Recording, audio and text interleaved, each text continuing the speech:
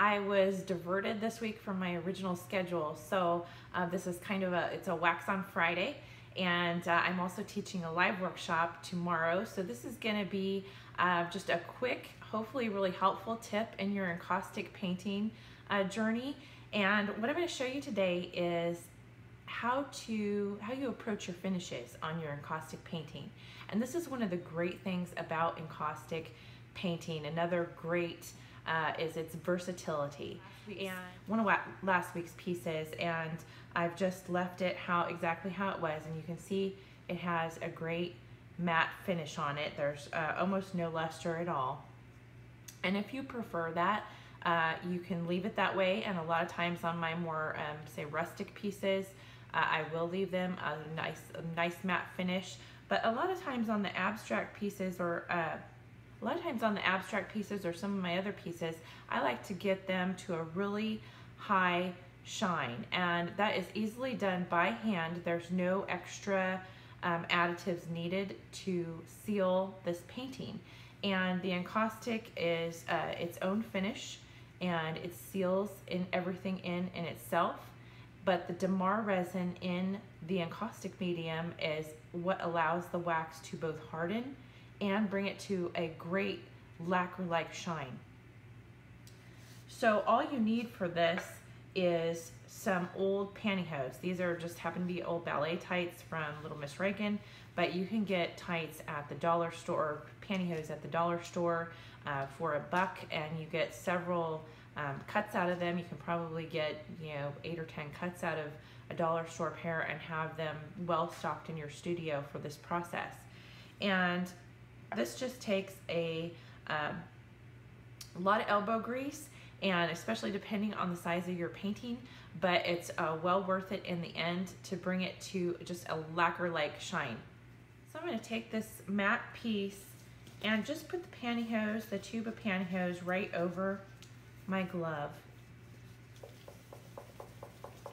and just start in buffing all over the painting. And this can take several minutes. This again depends on the size of your painting, and I will probably speed up the video because it's going to take several minutes to completely buff out, but you just keep working at it.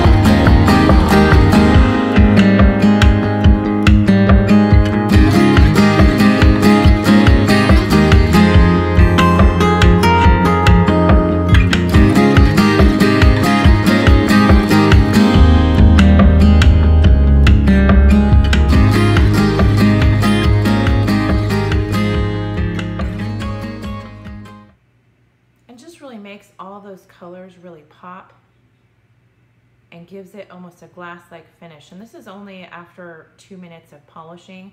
I could go probably for 15 minutes and really get it a really glass look, almost like a resin coating over your wax. And all it is the wax itself. You haven't added anything to it for that brilliant shine. And if you decide that you like the matte finish best afterwards, there's no worries, there's no mistakes in encaustic, so in a few months that's going to go back to a matte finish. You do need to polish it every once in a while to keep that lacquer-like shine, but it never needs anything more than a soft cloth or a piece of pantyhose. And it's that damar resin that's within your encaustic medium already that allows it to be brought to this brilliant glossy finish. And this one is one from over a year ago that I did on Wax on Wednesdays, or in one of the workshops, I believe. And it's over a year, year and a half old, and I just went and buffed it with those same pantyhose and brought it right back to a shine. And this is probably after about 2 minutes of buffing, and it's already getting nice and shiny. So about 15 minutes on this, and it'll be a glass-like finish. So it really doesn't matter how old your painting is. You can always go back in and buff that out again and get it right back to its high shine. And you will need to do that as well over the course of the life of your painting, because eventually it will go back to a matte finish, but all it needs is a nice little soft, really soft buffing with the pantyhose or a soft cloth, and it'll bring it right back to that luster-like shine. No brushes, no mess, no sprays, and no extra drying time.